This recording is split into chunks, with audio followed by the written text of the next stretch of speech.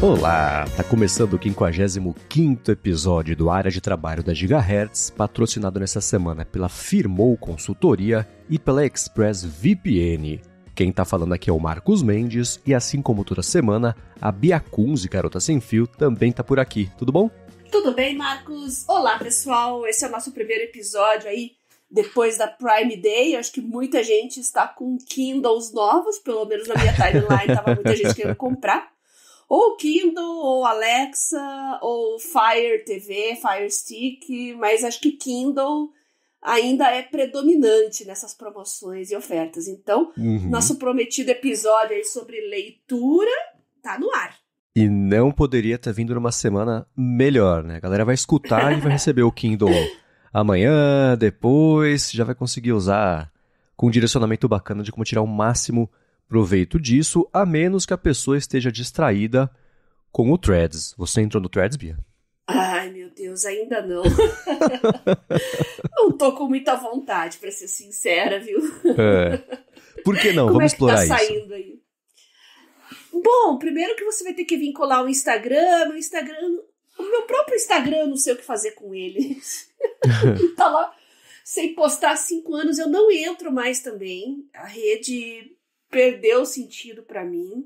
O pessoal fala que é muito tóxica, que é fútil, mas, bom, ser humano é ser humano e é assim em todas as redes sociais. O problema principal é a dinâmica da rede pra mim, né?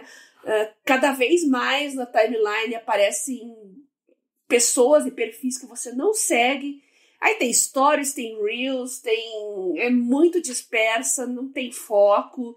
E eu não gosto de falta de foco. Eu gosto de redes mais focadas e gosto de controlar o que eu consumo. Então, ainda o Twitter, especialmente com as listas do Twitter, né, é a melhor maneira de eu controlar o meu conteúdo. Eu tenho listas temáticas e é por lá que eu acabo me atualizando.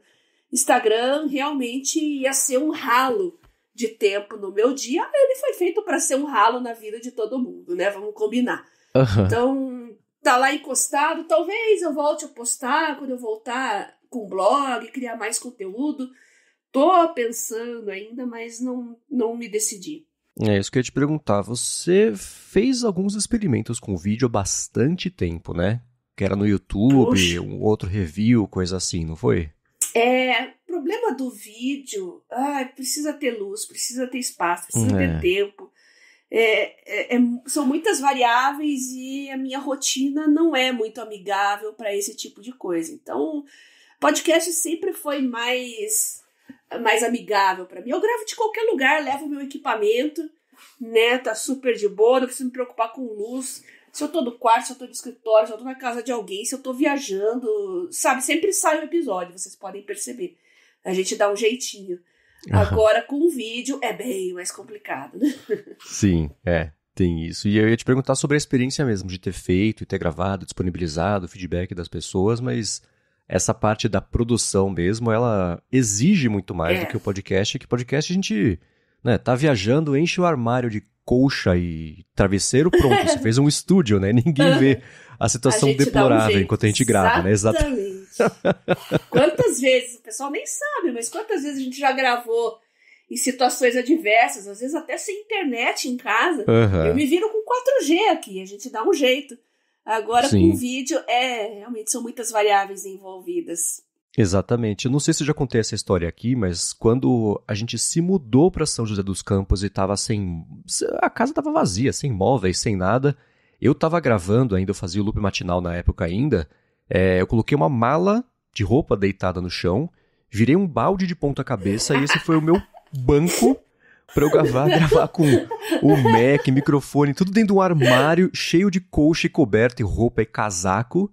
E saiu, né? O importante é você secar o som no teco, não tem ambiência, beleza, né? Mas quem escutou nunca teria ficado sabendo. Eu acho que eu comentei na época, mas que foi feito numa situação tão estranha. A Larissa entrou no quarto e falou, cara, o que você tá fazendo? Eu falei, bom, tem episódio amanhã, vamos aí, né? E pronto, tá sai o episódio do mesmo jeito, né? Valorizem os nossos sacrifícios, né? Os episódios estão aqui pontualmente pra vocês, a gente se esforça. Exatamente. E falando, a gente comentou semana passada foi uma pincelada sobre o Threads, né? Algumas pessoas tiveram a oportunidade de usar na última semana. O Matheus Rodrigues comentou que a interface ele achou bem confusa, que parece o Instagram, só que sem as fotos, só a parte de comentários. E que ele até lembrou do Clubhouse, né? Que ele falou que olha o que ele mais queria usar, mas os coaches brasileiros estragaram a coisa toda antes dele conseguir ter o convite. E desse lance também da variedade de redes sociais, o Rogério Buzelli falou que pra ele o problema tá no social ali de cada uma, né? Então ele falou que hoje a bolha tech dele tá no Mastodon, mas o restante tá no Twitter e tá experimentando também o Blue Sky. Ele falou que o Threads já deve nascer com pessoas, né? O social todo vai estar lá por conta dessa base bem aproveitada aí do Instagram. E ele falou que o área de trabalho é o exemplo disso, porque o gigahertz.fm/feedback super funcionou para escrever, mas não substitui a interação mais direta. O problema é que você tá numa rede social, Bia, eu tô em outra, né? São coisas diferentes. Sim. E essa troca direta no podcast por meio, por exemplo, do feedback, acaba sendo mais rica. Por isso que é importante, né? Você que cria conteúdo, não se prender apenas a uma plataforma de terceiros, no caso uma rede social, né? Você ter o seu próprio ponto de contato, né? O meu acaba sendo o Telegram, porque é muito fácil mandar uma mensagem direta para mim, ele não tem que adicionar, não tem nada disso. Escreve @BiaKunze, manda mensagem que chega. E, além disso, ter o seu próprio conteúdo, o seu próprio site, o seu próprio domínio, seu servidor, você tem um controle muito maior e realmente controle de conteúdo vai ser a pauta aí nos próximos anos, né?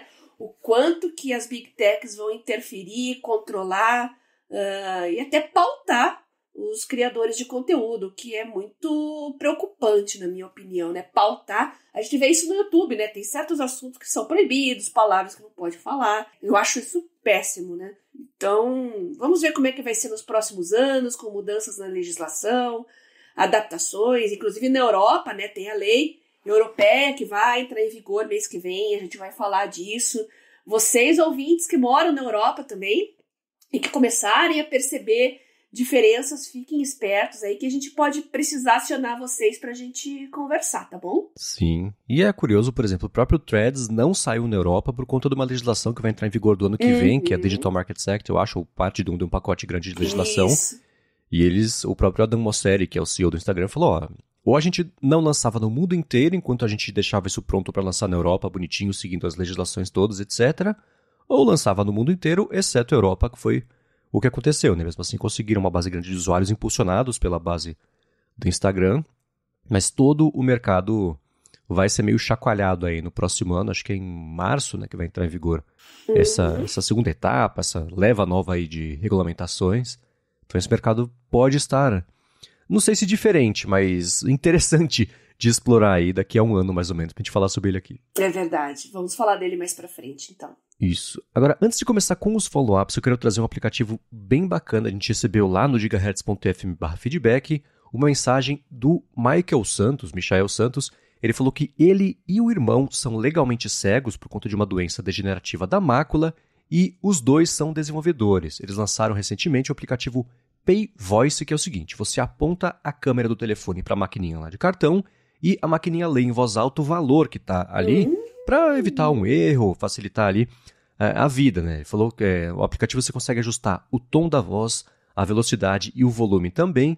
E o app foi desenvolvido por eles por uma iniciativa da Abex, que é uma associação que representa o setor de meios eletrônicos de pagamento. O app é gratuito na Play Store e na App Store.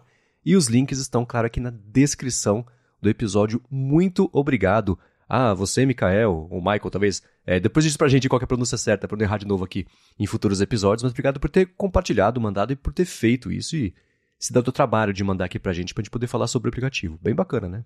Nossa, acho fantástico quando problemas que a gente às vezes nem tem noção que existem, né? Veja só, o problema dos cegos de lerem valores.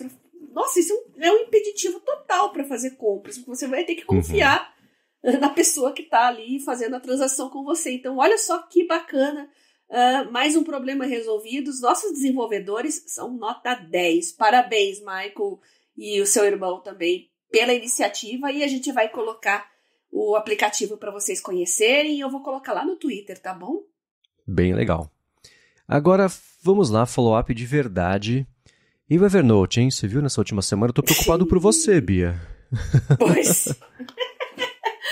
Tá tendo uma confusão aí, muitas mudanças, né? Depois daquela rodada de demissões que a gente comentou um tempo atrás, né? Daí teve a compra pela Bending Spoons e agora o restante da equipe que faltava, inclusive na operação dos Estados Unidos, também foi demitido e vai mudar a operação para a Europa. Olha, não sei qual é a do Evernote, mas eu tô preparada aqui, se eu precisar migrar, eu migro. Então, não sei se são só mudanças, se isso é um mau sinal, se isso é um bom sinal, mas a Bending Spoons é uma companhia com base na Europa, não é? Sim, é exatamente por isso, Então, eu imagino assim também, né? Não querendo passar pano, porque eu não sei o que está acontecendo na empresa, gente. Mas exatamente por questões legais, fica bem complicado você ter operações descentralizadas em América e Europa. A Ásia a gente deixa um pouquinho separado porque é um mercado bem peculiar. Mas a América e a Europa tá com distinções legais muito grandes, eles estão passando por adaptações.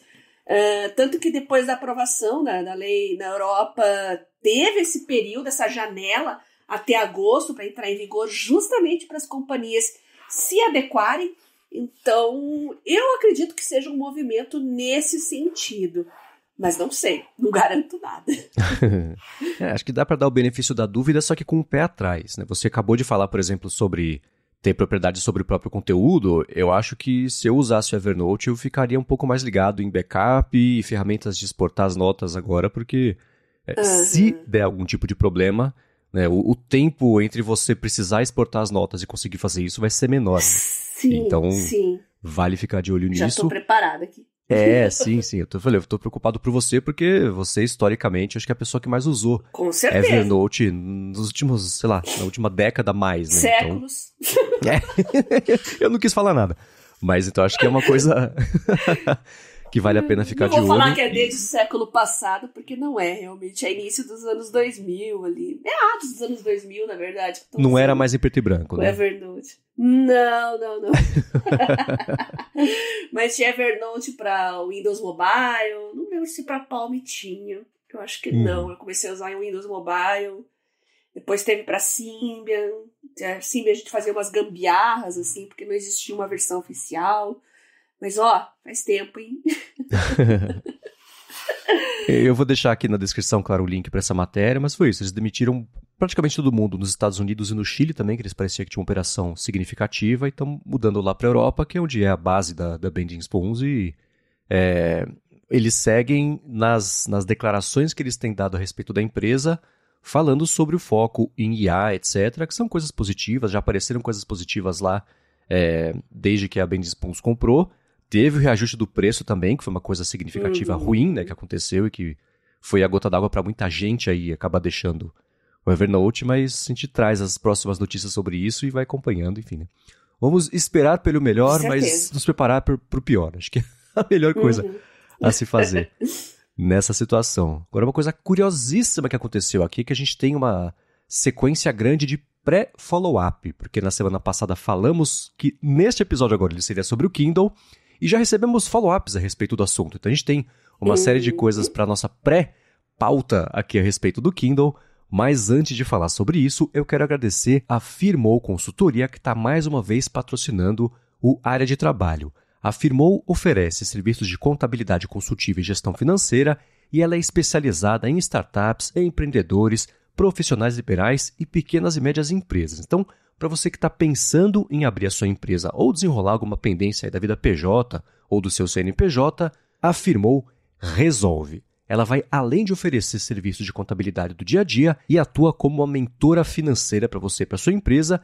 E a gente aqui da Gigahertz conhece muito bem isso porque foi graças ao serviço de paralegal da Firmoo que a gente conseguiu lançar a rede aqui no ano passado sem nenhum problema, atraso na parte da contabilidade, parte burocrática também da abertura da empresa, o que para mim foi uma coisa inédita, tempo recorde. A Firmoo conhece as melhores estratégias para você abrir e manter a sua empresa isso sempre de olho na economia de custos, né, nos tributos certos para cada categoria, e ela sabe fazer a legalização das empresas do jeito certinho para você ganhar tempo. Não tem nada melhor, né, do que deixar esse tipo de coisa na mão de quem sabe o que faz, e no fim das contas, isso também é produtividade, né, porque você volta a focar o seu tempo e a sua atenção também no que importa de verdade aí do seu trabalho. Então, para conhecer melhor os serviços da Firmoo e se livrar do perrengue, que é essa parte burocrática e financeira também, da legalização ou da manutenção fiscal da sua empresa, faz o seguinte, vai no Facebook, vai no Instagram e procura por @Firmoo Consultoria. Ela está pronta para ajudar todo mundo que escuta o área de trabalho, independente da sua necessidade,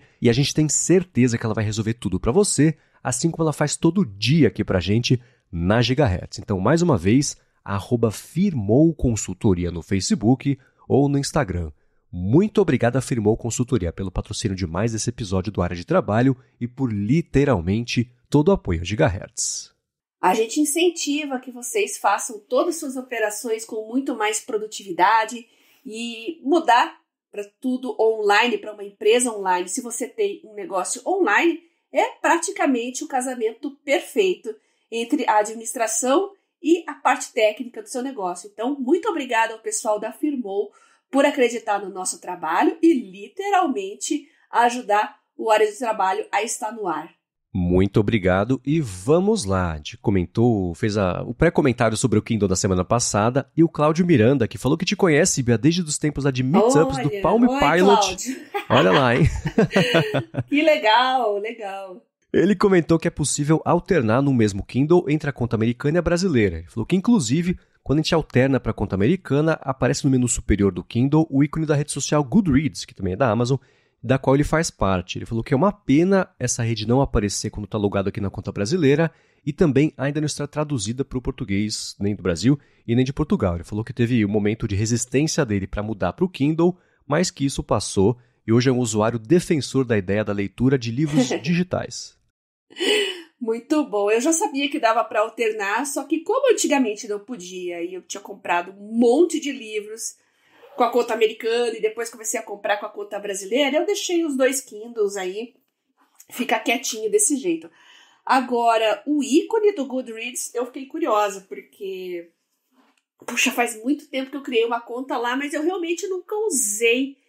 Tô até anotando aqui, Cláudia, que eu quero dar uma olhadinha melhor como é que tá o Goodreads, como é que tá essa integração com o Kindle, porque é uma coisa que eu gosto bastante. Eu gosto muito de redes sociais, assim, de nicho. Acho que é a melhor maneira da gente se livrar um pouco das garras das Big Techs, como eu tinha falado antes, são essas redes sociais de nicho. Tem para ciência, né, para artigos científicos, tem para livros. Não são muito falados, mas quem sabe a gente pode fazer um episódio mais para frente, Marcos, só sobre redes sociais de nicho. O que você acha? Adorei a ideia. Tá aí uma ideia. Muito boa. Bom, né? Já anotei. Então eu citei duas aí. O ResearchGate, né, que eu conheço, eu tenho conta lá, o Goodreads, e vamos dar uma olhadinha, ver se tem outras aí. Se vocês conhecem outras redes sociais aí de nicho, mandem um feedback pra gente lá no meu Telegram, @BiaCunzi, e também no meu Twitter, @GarotaSemFio. Ou então lá no site do Área de Trabalho, ou então pro Marcos, né, Marcos? Deixa os contatos pro pessoal aí. Sim, MVC Mendes em quase todas as redes, exceto o Twitter, que eu tenho mais olhado. Vamos facilitar a vida. Twitter pode mandar pra mim, não tem problema. Boa. Estamos cobrindo todo o território aqui. E o Goodreads, para quem não conhece, ele serve para você cadastrar os livros que você está lendo, você dá a nota, faz a avaliação e etc.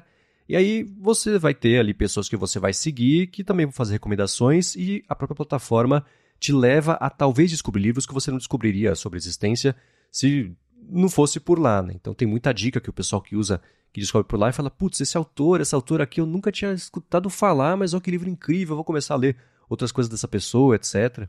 E aí, claro que ele foi fundado como uma empresa separada, a Amazon comprou, então é claro que é do interesse da Amazon todo mundo usar e descobrir mais livros, mas ainda assim, que bom que é para isso que ela serve, né? E acho que aqui dá para falar que todo mundo acaba saindo ganhando, porque é uma rede que todo mundo que usa bastante diz gostar muito. Então, para leitoras ávidos aí, pode ser uma boa ideia, se você não conhecia, dá uma espiadinha por lá.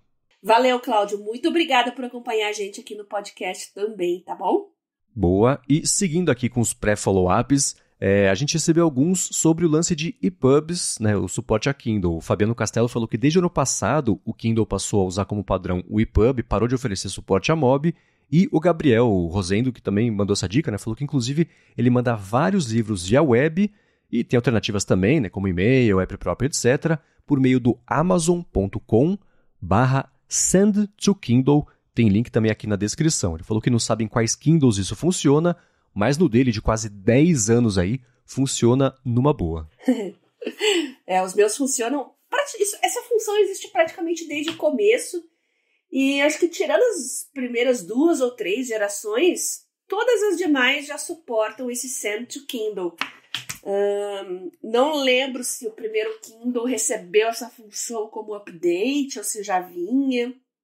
Mas eu também uso há muito tempo e é ótimo para os preguiçosos.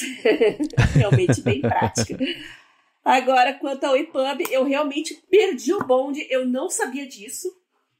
E fiquei entusiasmada. Eu nem sei se os livros novos que a Amazon está vendendo estão já no formato EPUB. Porque realmente para mim é tudo muito automático. Eu compro lá no site e já envio para o dispositivo que eu quero. Nunca parei para perceber em que formato que estavam. Geralmente era o formato proprietário da Amazon, né?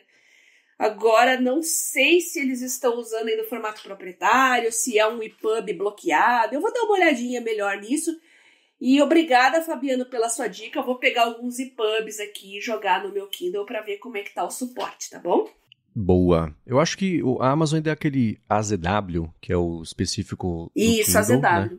Isso, apesar de dar suporte, tá expandindo aí o suporte para outros, mas também, né, não comprei livros nos últimos 6 meses para ler no Kindle, então pode ser que tenha mudado isso aí. A Lari comprou, eu posso trazer como feedback aqui no episódio que vem, se ninguém mandar, quais que são os formatos que ele tem baixado. Agora, você comentou, Bia, na semana passada, do incômodo de ler livros no iPad, no tablet, sair por conta da quantidade de distrações. Uhum. E o Gabriel comentou que no seu caso, que você coloca em modo avião, né, você pode ainda receber notificação local, que não vem da web, mas sim que o aplicativo fala, opa, 8 horas, vou mandar aqui uma notificação para a pessoa lembrar que eu existo e que tá me abrindo, né? Alguma coisa assim. Então, ele falou que basicamente deixa sempre o tablet dele em modo não perturbe, aí vai acumulando as notificações lá por um tempo, ele só lê quando ele quiser. Lê mesmo, né? Ele falou, o Não Perturbe é nativo lá do iPad, do iOS mesmo, e ele comentou, né? Só que ainda assim, a segunda parte que você falou de muita coisa para tirar a sua atenção, isso de fato continua existindo, porque se não está no modo avião, pode ter acesso à web, enfim, né? Tem um monte de aplicativo ali do lado, que você pensa que existe, fala, putz, vou abrir aqui o aplicativo tal por 5 minutinhos, pronto, né? Perdeu o foco, isso é uma coisa que no Kindle de fato não acontece, né?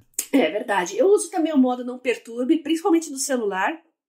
Agora, no tablet eu deixo no modo avião por um outro motivo. Porque eu passo o dia na rua e eu poupo bateria quando ele fica no modo avião. Então tem outras razões, né? E eu acabo não precisando do modo web mesmo. Quando eu preciso, eu deixo no modo não perturbe. Mas a maioria das vezes eu tô ali só numa leitura focada, ou então com o Samsung Notes, eu tô escrevendo, lendo.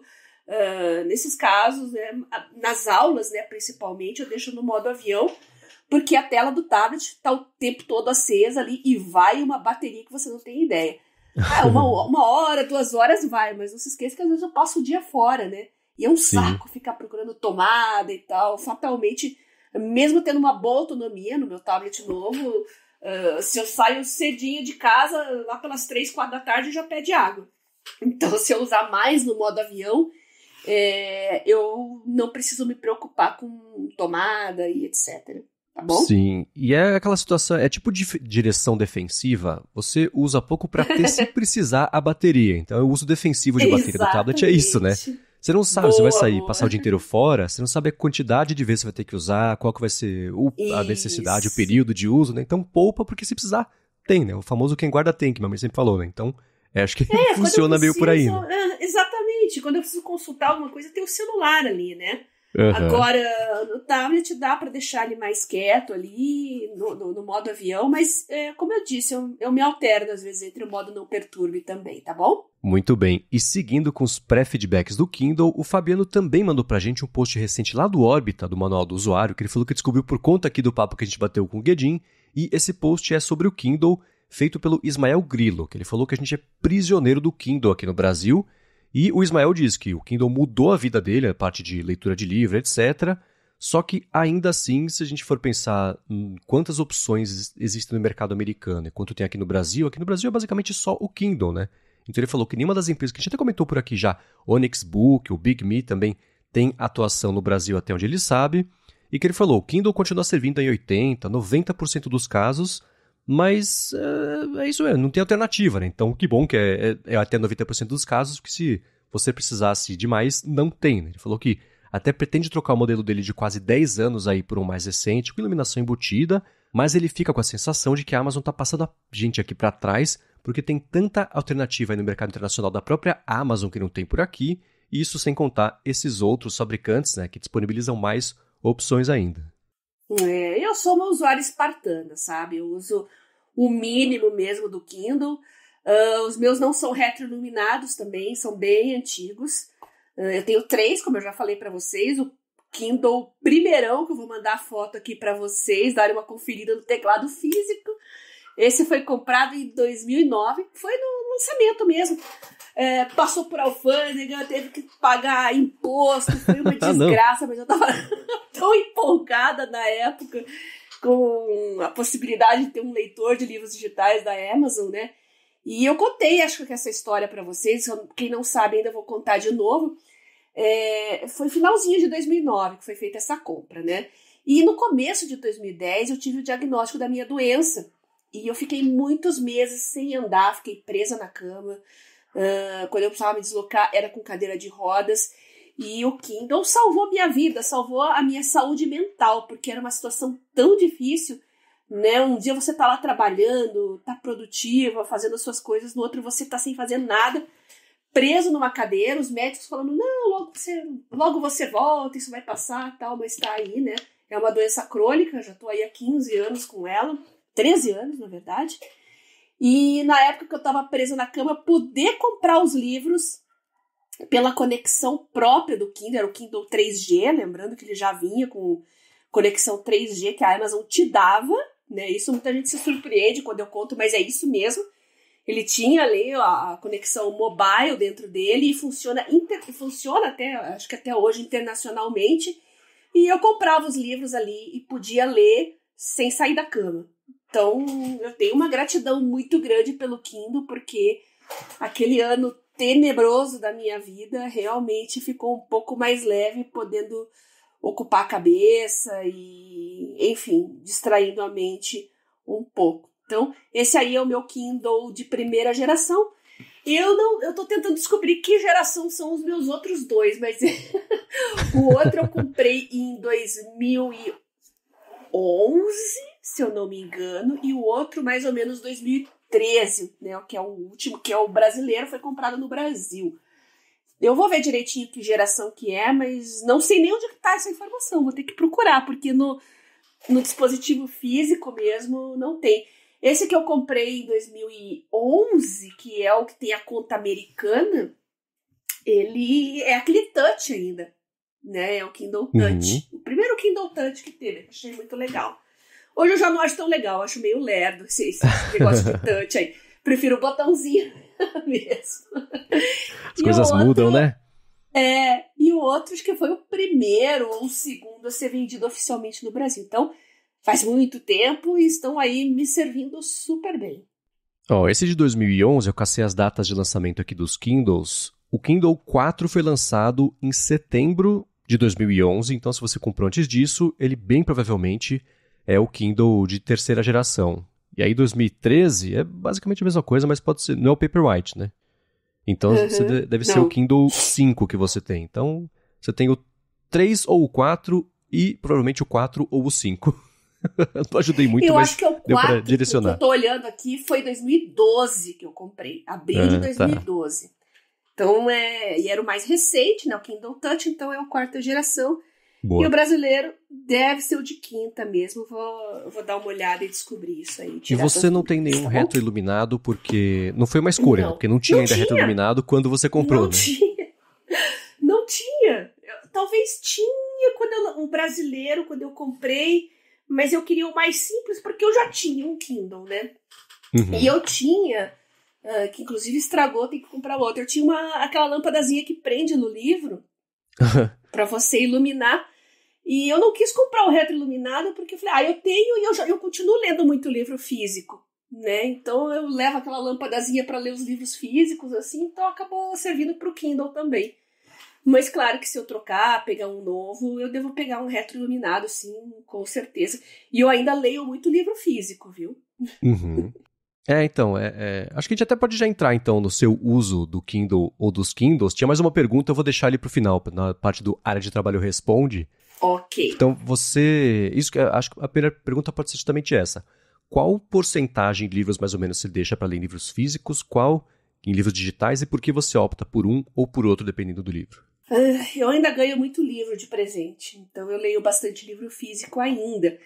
E eu sou rata de livraria. Porque às vezes apesar de ter a Amazon ali, né, uma tentação, quando alguém recomenda um livro, às vezes eu escuto num podcast ou numa rede social, alguém recomenda algum livro, eu vou lá, se é muito do meu interesse, eu compro na hora, já tá ali no meu dispositivo. Ou então, o que acontece a maioria das vezes, eu compro aquele preview. Eu baixo, né, que é gratuito no caso, pra você ter uma pinceladinha ali, os primeiros capítulos, as primeiras páginas, pelo menos pra ver se eu realmente vou querer comprar esse livro depois. Então, eu acabo fazendo isso. É ótimo para você lembrar também desses livros, e o que é muito engraçado, porque às vezes eu vou recomendar, eu não lembro quem recomendou, porque fica o preview lá. Eu falei, caramba, eu vi em algum lugar isso aqui, eu não consigo lembrar mais. Mas o importante é que estão todos lá os livros com os previews e basta eu ligar o Kindle para saber, opa, isso aqui me interessou por algum motivo, eu vou dar uma olhada, né?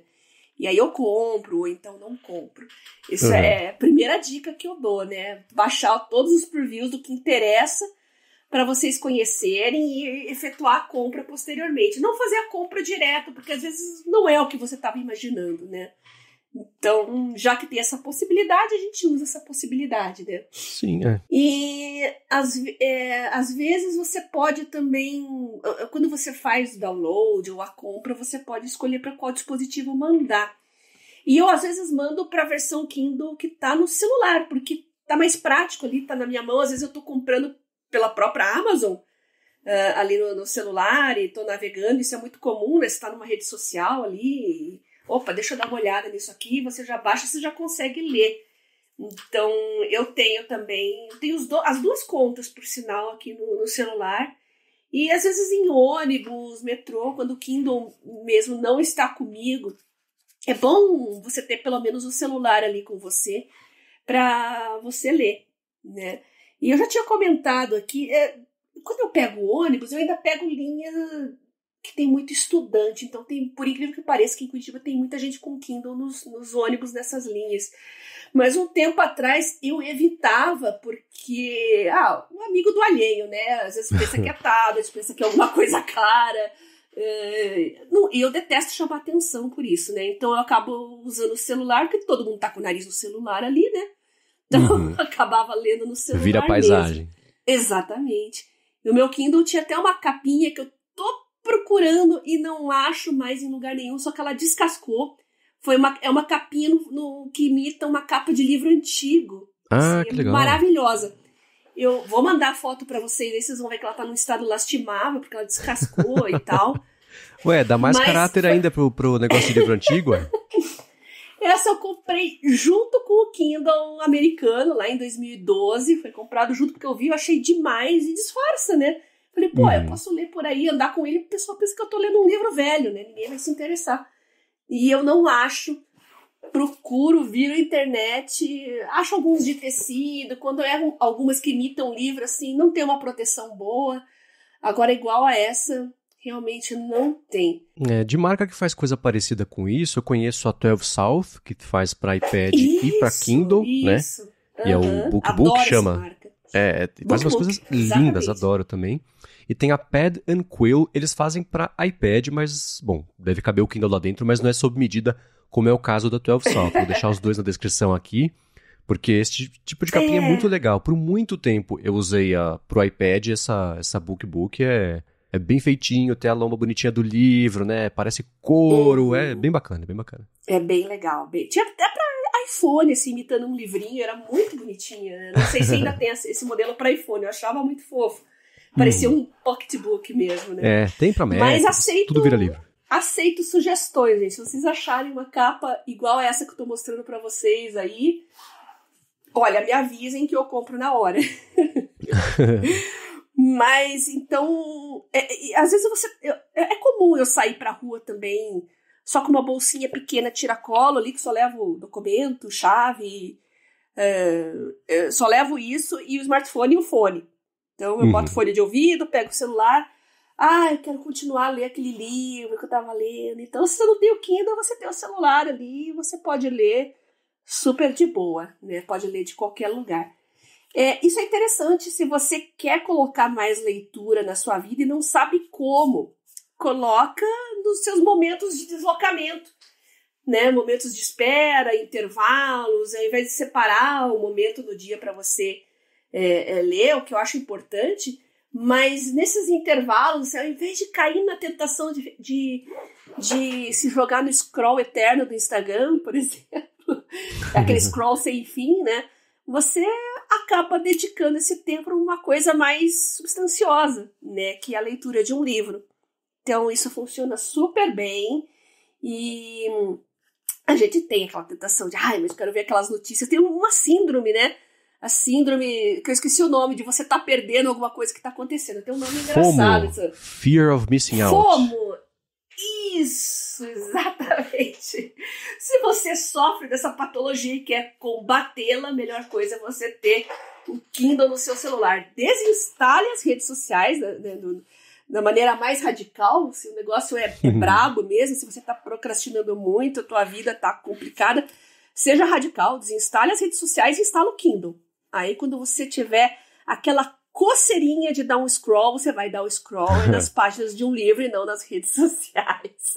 Eu vou dar uma dica parecida com essa, mas para quem não quiser desinstalar mesmo o aplicativo, acho que tem uma gambiarra, pelo menos no iOS eu sei que dá para fazer, certamente no Android tem um jeito de fazer também, mas vou fazer que nem o João Kleber. Mas segura aí que antes disso, eu vou fazer o segundo patrocínio aqui do episódio de hoje, que é da ExpressVPN, que segue oferecendo desconto para você que escuta aqui o Área de Trabalho e se conecta muito a Wi-Fi públicos e fica com seus dados aí meio sob risco, né? Com a ExpressVPN é o seguinte, se você se conecta pelos servidores dela, os seus dados passam a ser criptografados. Então nem quem está oferecendo a conexão consegue ver que sites que você está acessando, que aplicativos você usa no telefone, no tablet, no computador, por quanto tempo cada coisa está sendo usada, etc.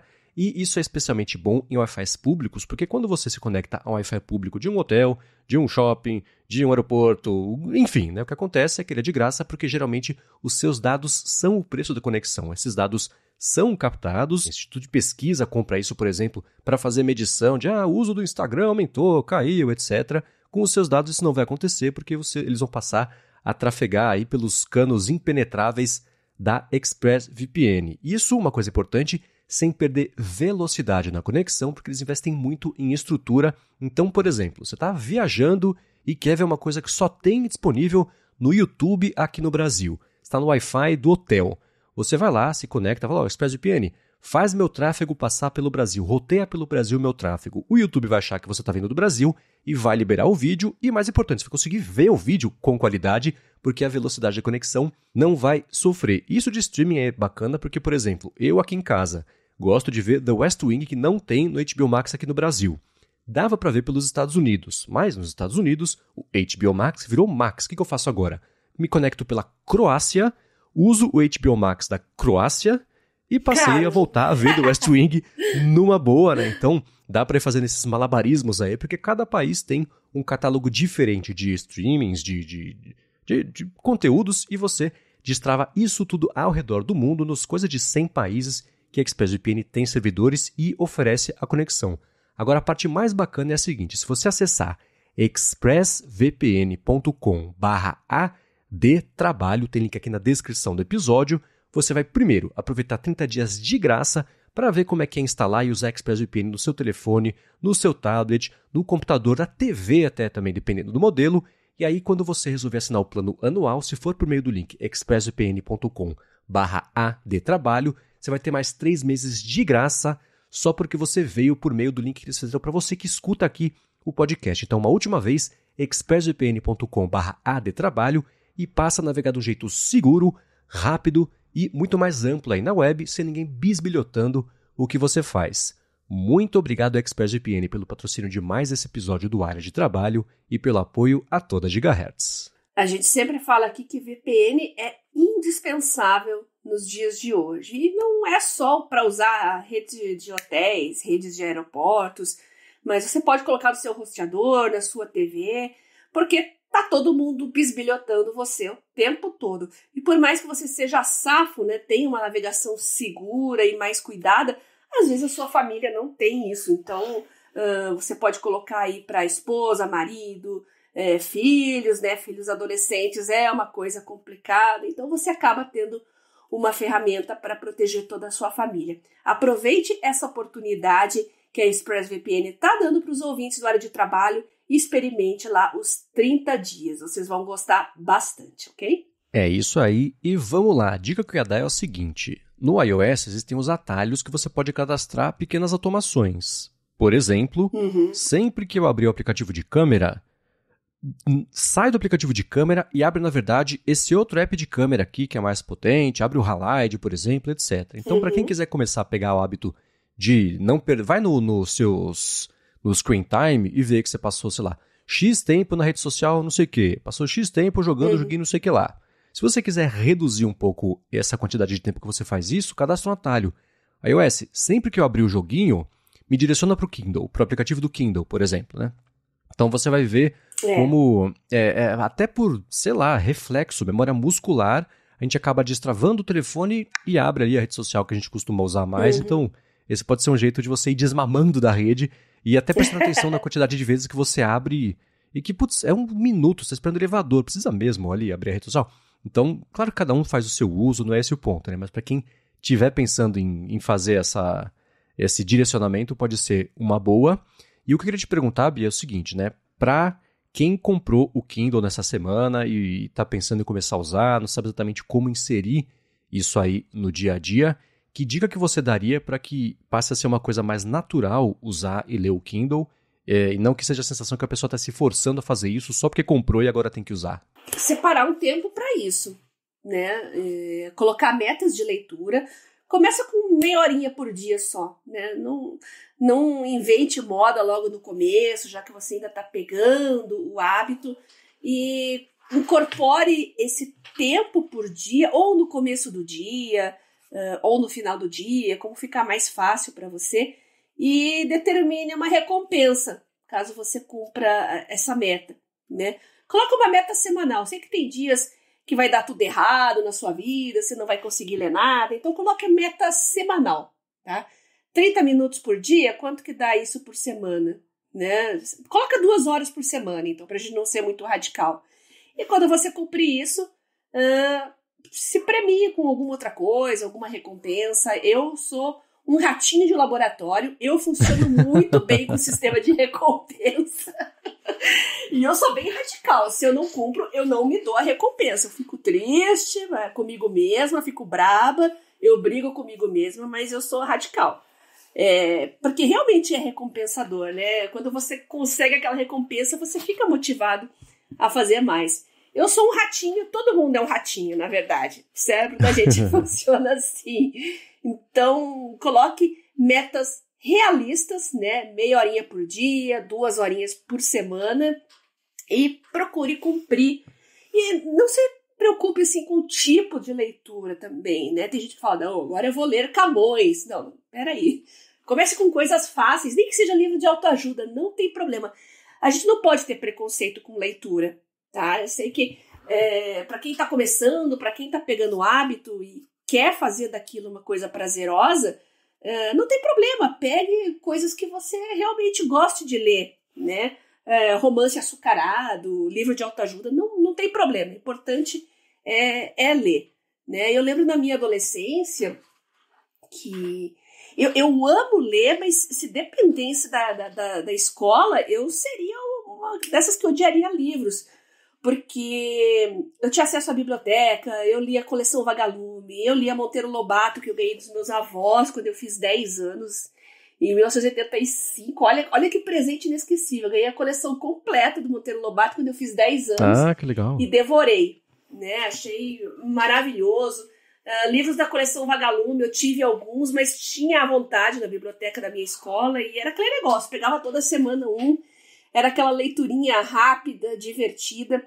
Mas a leitura obrigatória era sempre algum livro chato. Tudo bem, clássicos são importantes, mas eu acho cruel você querer empurrar Iracema para uma criança de 11, 12 anos. Quincas Borba, eu tô lembrando os livros que me deram trauma, tá, gente? Iracema, Quincas Borba. E eu não sei como é que estão as crianças hoje, né? Mas aquela história, Capitu traiu ou não traiu. Eu, quando eu li com 12 anos, eu não entendi nada daquele livro. Eu fiquei com raiva. Acho que as crianças de hoje estão mais espertas quanto a isso, mas eu só tinha raiva. A história do Peri e Ceci. Eu fiquei com raiva de livro de índio, porque os 2 livros que eu li, eu odiei de morte, que foi Iracema e a história lá, que eu até esqueci o nome. Mas pra vocês verem que eu não esqueci do que se trata, né? Eu achava o Peri o índio mais bunda mole que eu já vi na face da terra. Eu torcia pros portugueses mesmo. Eu falei, não é possível, mas que cara chato. Pra uma criança pré-adolescente é complicado, né? Tem que ser divertido. Isso fica pros nossos ouvintes também, que têm filhos que estão nessa idade da pré-adolescência. Você quer colocar o hábito de leitura para eles. Pega coisas divertidas, não tenta empurrar esses clássicos de escola, não. Espera ficar um pouquinho mais velho, aí vai entender Quincas Borba, aí vai entender melhor as obras de Machado de Assis, mas com 11, 12 anos, gente, não dá. E como eu falei, eu tive sorte, das reticências, né? E exclamações de interrogações lá do Brás Cubas, né? Imagino 10, 11 falando, não entendi. Verdade. Então, eu tinha raiva desse tipo de leitura e eu só consegui ler melhor, assim, compreendendo melhor até o estilo do Machado de Assis, que é bem peculiar. Eu consegui entender isso mais pra frente, né? Mas eu tive acesso a Monteiro Lobato, Douglas Adams, Mark Twain. Isso foi o que realmente me salvou, né? Muito livro de ficção científica. Era o que eu tinha no acesso no meu colégio também, né? Então tinha as coisas chatas, mas felizmente tinha as coisas divertidas também. Então, Douglas Adams, Arthur Clarke, Monteiro Lobato. Aliás, eu virei uma nerd muito por causa de Arthur Clarke também. Então, é fundamental você colocar coisas divertidas e disponibilize à vontade na sua casa. Se você tem condições realmente de comprar os livros físicos, né? Esqueça esse negócio de digital, a gente está falando de criança, de pré-adolescente, tá? A gente quer tirar eles um pouco de celular e eles não têm autocontrole para isso. Coloque livros divertidos à disposição deles. Também você pode discutir, né? Na minha casa, tá, tudo bem que era um tempo sem internet, né? Mas os meus pais, eles faziam, eu e meu irmão, assim, escrever uma redação sobre aquilo que a gente leu. Né? A gente pegava um livro novo, a gente ganhava de presente e tal, e tanto eu e meu irmão a gente tinha que sentar e fazer uma redação, uma página de um caderninho pequeno ali, 20 linhas. Mas além de pegar o hábito da leitura, a gente pega o hábito da escrita, e eu sempre gostei muito de escrever por esse motivo também. Fazer diários, escrever aquilo que está te incomodando é um hábito que eu estou começando a retomar agora, né? O journaling. Você está afogado de coisas na sua vida, no seu dia a dia, então sentar e escrever algumas linhas sobre aquilo que está te perturbando, ou aquilo que você é agradecido, sei lá, o seu sentimento do dia, também tem uma ligação com isso. E eu uso o Evernote para fazer o tracking das minhas leituras, justamente por eu poder escrever algumas linhas a respeito daquilo que eu li. Né? O próprio ecossistema da Amazon me favorece isso, então livros muito marcantes para mim que eu sublinhei trechos, você pode entrar lá no próprio site da Amazon, na parte do Kindle, ir no livro e pedir para ele mostrar só as partes sublinhadas. Aí ele vai ali abrir no seu navegador só os trechos que você sublinhou e as anotações, caso você tenha deixado também. Então você pode copiar essa página inteira e transferir ela para o Evernote. Aí você fica ali com as anotações, só com os trechos que você destacou para você consultar o momento que você quiser, de forma fácil e rápida. Por isso que é difícil para mim me desvincular do Evernote, gente, porque eu faço tanta coisa já há tanto tempo que é difícil, porque é um hábito para mim mesmo. E o Evernote tá ali, né? Eu li alguma coisa que eu achei interessante, eu abro uma nota nova e começo a escrever. E como é que eu faço o tracking das minhas leituras? Eu dei a dica para vocês já na semana passada, mas vou só reforçar aqui. Eu tenho um widget no Evernote, que é para... eu tenho um caderno dentro do Evernote que se chama Livros.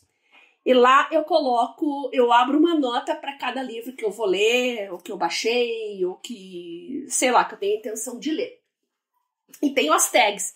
Eu tenho tags lendo 2023, lendo 2022, porque eu coloco só os livros que eu tô lendo naquele ano, né? E os que eu pretendo ler. Então eu já faço uma lista ali 2023 de tudo que eu quero ler. Então no Edit já aparece a lista de livros que estão na minha fila de leitura e eu tô sempre olhando para eles. Então eu acabo não esquecendo de ler. Às vezes tem coisas que eu quero reler também. Então eu tiro a tag lá do ano 2022, por exemplo, e coloco a tag de 2023. Aí ele faz uma filtragem, né? Tudo que tá no caderno livros com a tag lendo 2023 vai aparecer no widget. Então eu já sei que essas são as minhas leituras do momento ou as leituras que ainda estão por vir. E fica muito mais fácil para você adicionar informações e etc. E como é que eu faço? No título da nota eu coloco o nome do livro, o autor, se for o caso, e eu coloco uma letra do lado para eu saber onde que está esse livro. Se é KUS, Kindle US. Eu quase não leio, eu compro quase tudo agora na minha conta brasileira, mas ainda tem os meus livros que eu comprei há muito tempo atrás. Então tem KBR, KUS, algumas coisas tem no meu Read Era, que fica no celular, às vezes apostilas, projeto de lei, às vezes aparece muita coisa. Então ou tá no Read Era ou tá no Shodo, que é para ler em PDF, então eu coloco ou o X ou o R. E quando é livro físico, eu não coloco nada. Eu já sei que é um livro físico mesmo, né?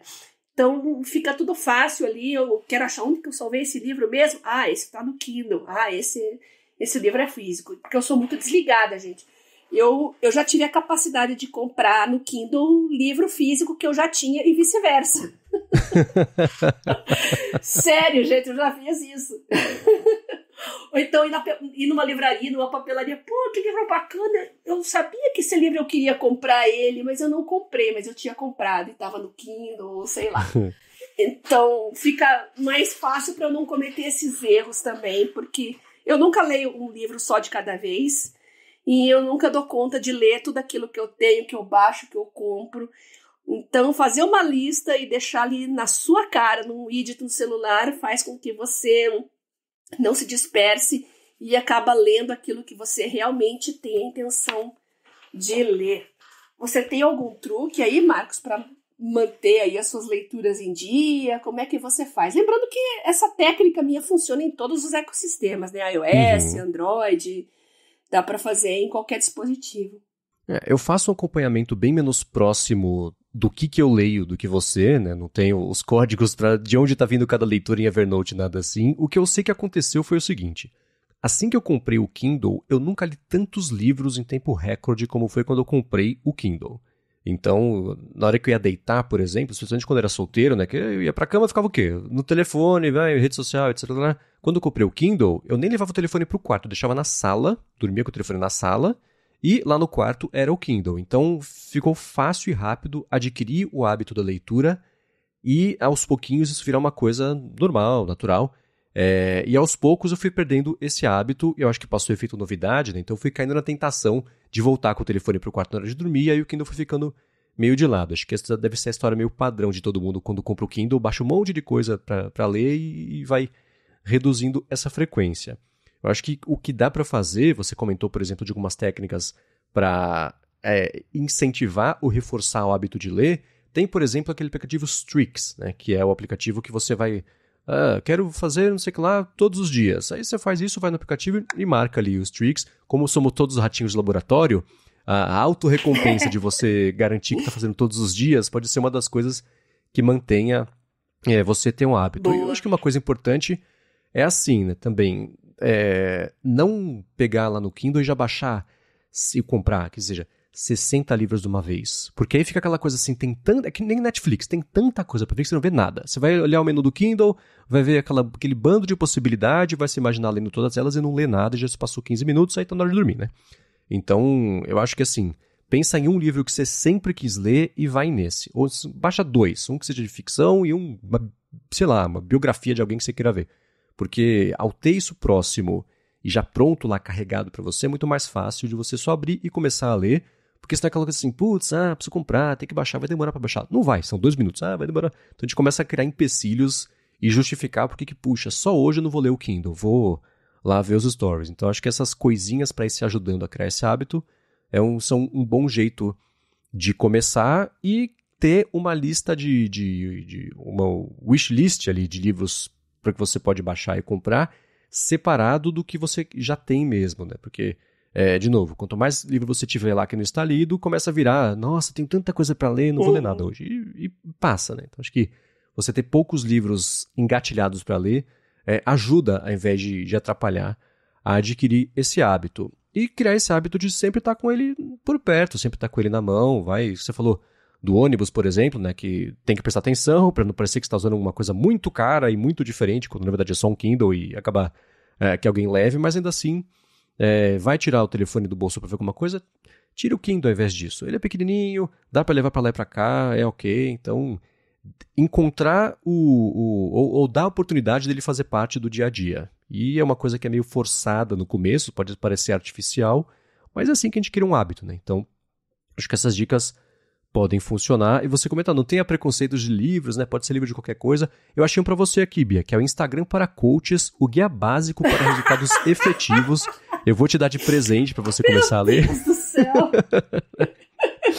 Isso comentou Presente do Arthur de Clarke. grego, hein? Tá vendo só, né? Quem sabe é isso que faz você voltar a usar com eficiência para resultados efetivos no seu Instagram. E eu achei curioso você falar de ler Arthur Clarke no Kindle, que tem uma certa ironia de você baixar pela internet um livro dele para ler no dispositivo digital. Eu achei que não me fugiu essa ironia aqui durante o nosso papo, mas o que eu diria é isso, mantenha ele por perto e reduza a tentação das outras coisas e o prazer de ler vem, porque você já está com a ideia de ler, já comprou o negócio, já está aí, então começar a usar e seguir usando, que foi uma coisa que eu não fiz. Acho que esses são uns bons caminhos e uns bons começos, e também não se cobrar de ler esses clássicos todos, né? Lê o que você está afim, né? Não é só porque você nunca leu um livro que todo mundo já leu que, putz, você tem que ler também. Não, né? Vai o que você está afim. Quando eu comprei o Kindle foi uma época bacana que saiu um monte de livro de biografias, não só de pessoal, de cargo executivo, de tecnologia, mas de empresa também. Sempre falo aqui do livro Hatching Twitter, do Nick Bilton, que foi um dos mais bacanas que eu já li, sobre a primeira metade da história do Twitter. É interessantíssimo ler esse livro. Então, vai no assunto que você curte e vai aos pouquinhos, vai esmiuçando. Se alguém falar de algum livro bacana, deixa ali, faz uma notinha mental, anota na sua wishlist ali para você baixar e a hora que chega o momento, você lê. Mas criar tempo para fazer e se comprometer a usar esse tempo para isso, acho que é o principal para tirar proveito nesse primeiro momento aí de contato com o Kindle. Exatamente, você falou tudo, né? Se interesse por livros com temáticas que fazem parte da sua realidade, leituras que sejam leves, divertidas. E lá no nosso grupo, no Mundo Sem Fio, no Produtividade Móvel, volta e meia o pessoal tá postando dicas de livros também. Então, se você quer participar dos grupos, manda uma mensagem para mim, lá no Telegram, @biacunze, que eu mando os links para vocês. Então, já que todo mundo se interessa pelos mesmos assuntos, né, fica mais interessante de conseguir dicas de leitura nesses ambientes, né, já nos grupos que você frequenta e tem interesses em comum. Essa é outra dica. E não se esqueçam dos seus filhos, tá? Uhum. Essa é fundamental. Eles vão ver você lendo, eles vão acabar pegando o hábito também, porque com a minha família foi assim, né? Eu e o meu irmão, né, tinha aquele jornalão de domingo, lembra, Marcos? Jornalão pesadão. Era um hábito mesmo. A gente tomava café, dividia os cadernos e ia lendo, depois ia passando um caderno para o outro, nós 4. Então, é daí que veio o hábito também de ler colunas de jornais e criar o hábito da leitura também. E fazer a redaçãozinha, né, do livro. Coloque metas, né, para os seus filhos aí de leitura também, vinculada à recompensa, já que somos todos ratinhos de laboratório, né? Coloca aí uma recompensa semanal. E a melhor maneira é peça para fazer uma redaçãozinha sobre o livro que leu, para você saber que ele realmente leu, né? Mas não aquela redação engessada, tipo resenha de internet. Não, fala o que você gostou, qual personagem você gostou mais, o que você não gostou. Uma coisa bem pessoal mesmo, não uma resenha literária, para que você discuta depois o livro com ele, né? Ele possa falar algumas palavras do que ele gostou. E lembrando que existem aplicativos que fazem tracking de tempo de leitura, né? Se você der um Kindle para eles, dá para saber quanto tempo você passou lendo, não dá? Então, de repente, essa é uma boa solução também para saber quanto tempo você está lendo ou eles estão lendo. E é isso. Mais alguma dica, Marcos? Eu tenho dúvidas, na verdade, como é que você configura o seu Kindle para leitura, se você divide as páginas, por porcentagem, como é que você faz essa customização de interface? Eu tô acostumada por porcentagem mesmo. Então eu deixo ali... página é difícil, né? Porque você aumenta a fonte, tem mais páginas, diminui a fonte, é complicado. Acho que porcentagem é muito mais fácil você saber... e também planejar quanto tempo falta para ler, né? Por exemplo, eu li 50% em uma semana. Então eu já sei que eu vou terminar daqui uma semana, mais ou menos. Né? Sim. Acho que funciona assim e você vai no seu ritmo. Você acaba sabendo qual que é o seu ritmo, né? Sim. E a minha dica é, claro, né? Cada um tem o seu jeito, mas é tentar não prestar... Quando a gente pensa em começar a ler um livro, especialmente porque não tem esse hábito, parece uma coisa tão... um projeto de vida tão gigantesco, né? Você fala, nossa, eu vou ter que... Eu li um monte aqui, li 5%, mas a diversão está na leitura. Então, tirar essa... reduzir a sensação de ficar exasperada, porque você tem um monte de coisa ainda para ler, que você só leu 5%.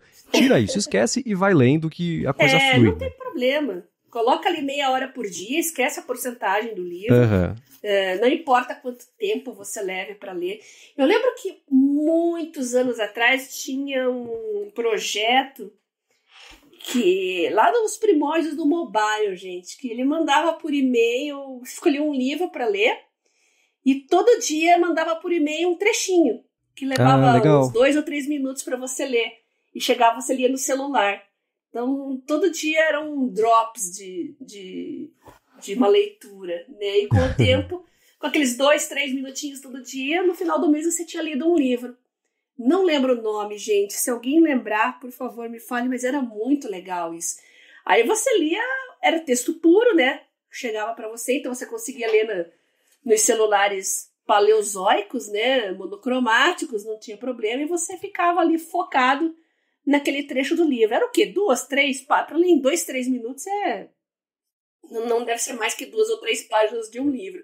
Mas chegava, você determinava ali qual horário do dia você queria que o e-mail chegasse, e o e-mail chegava todo dia naquele horário ali para você fazer a sua leiturinha. Então podia coincidir com seu café da manhã, ou então o momento que você está se deslocando ali no metrô. É bem interessante isso. Daí cria um hábito de leitura de uma maneira fantástica. Se existir ainda, ou então alguém lembrar do nome, mande pra gente, que eu vou adorar relembrar disso. Isso me lembrou, sabe o quê? Tem o que virou filme depois, o The Martian, que é o filme do Matt Damon, que ele vai pra Marte e fica lá, e etc. O autor, que é o Andy Weir, ele publicou esse livro no blog dele, e ele ia publicando, acho que era capítulo por capítulo, ao longo de um tempo, assim, e foi despertando a atenção das pessoas, e acabou virando um livro, acabou virando um filme. Então ele próprio usou essa técnica de, ao invés de publicar de uma vez, né, foi no blog dele com posts contando a história de pouquinho em pouquinho, isso acabou virando o livro. Então, na publicação também existe um pouco dessa não sei, essa dinâmica, estratégia de fazer aos pouquinhos para conseguir despertar o interesse sem exasperar as pessoas falando, nossa, o livro inteiro, fazendo cálculo de batata. Não, né? Tanto que blogs muitas vezes viram livros também, né? Blogs escritos, gente. Exatamente. Sim, sim. Muito bem, agora eu quero trazer 2 perguntas que enviaram pra gente. A seção Área de Trabalho Responde. A primeira, ainda sobre esse assunto, veio do Samuel dos Santos. Quer saber de você, Bia. Audiolivro é leitura ou podcast? Depende.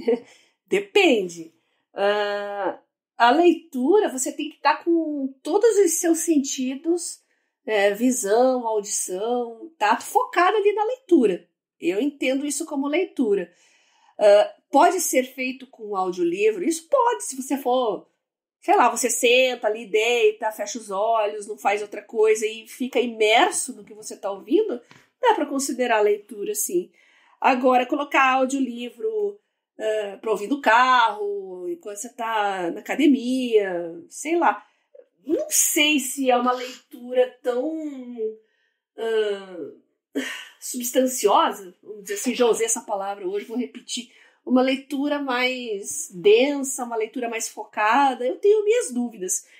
Tanto que eu faço isso com podcast, mas com livro não, eu não consegui me adaptar com audiolivro. Eu prefiro o livro tradicional. Eu também então, depende. Não. Depende como você vai ouvir esse audiolivro. Eu acho que a resposta tá aí. Eu acho que você matou a charada, porque eu nunca consegui encaixar muito bem. As pessoas, eu tava lendo o livro no Audible. Não, você tá escutando o livro. Por outro lado, né, eu acho que a leitura está justamente no foco único daquilo, porque cegos leem em braille. O verbo é ler, né? E não estão usando os olhos e sim o tato, enfim, outros sentidos. Então, tá aí. Agora eu acredito um pouco mais que ler um livro, um audiobook, é mais leitura do que podcast. Mas pra mim, eu também já tentei algumas vezes e não encaixa. Não vai, por mais que eu tenha tentado. Coisas que eu queria... Livros que eu queria ler, que eu falei, bom, escuto tanto podcast, pode entrar melhor aqui no fluxo. Não, pra mim ainda, uma coisa, outra coisa. Não consegui cruzar esses 2 caminhos. Acho que tá respondido, né, Samuel? Boa. E o Sérgio, o Área de Trabalho Responde com pessoas com S hoje. O Sérgio perguntou pra você, ele falou que uma planilha do Excel no PC, ele consegue editar depois de clicar com o botão direito do mouse e digitar a senha. Mas no tablet, no Samsung S8, com a caneta, quando ele clica lá na planilha de Excel, não aparece a opção para digitar a senha e tem várias opções, né, menos a de edição. A dúvida dele é, no tablet não é possível editar planilha protegida por senha, mesmo tendo a senha? E aí? Então, eu fiz isso no meu smartphone, no meu tablet, que é o S7, o smartphone é o S22 Ultra, e eu consegui. Então, a minha dúvida, Sérgio, eu até falei para ele, eu pedi para ele me mandar uma planilha dele, né? Ele me mandou uma planilha dele, mandou a senha e eu consegui. Eu desconfio que é a versão do Office com que você está fazendo isso, porque eu consegui tanto no smartphone quanto no tablet, né, nos aplicativos da Microsoft, como também na versão web, né? Funcionou direitinho. Então, eu tô na dúvida. Tá. Tô na dúvida. Eu acho que é uma limitação da sua versão do Office. Talvez se for a versão gratuita, eu tenho a versão corporativa, né? Talvez seja isso também, né? E eu passo a dúvida para os nossos ouvintes aí. Por que eu consegui e o Sérgio não conseguiu? Mistério. Muito bem. Mandem pra gente que isso entra como feedback no episódio que vem. Para encontrar os links de tudo que a gente comentou aqui ao longo desse episódio, vai em gigahertz.fm/adtrabalho/55 ou dá uma espiada nas notas aqui do episódio.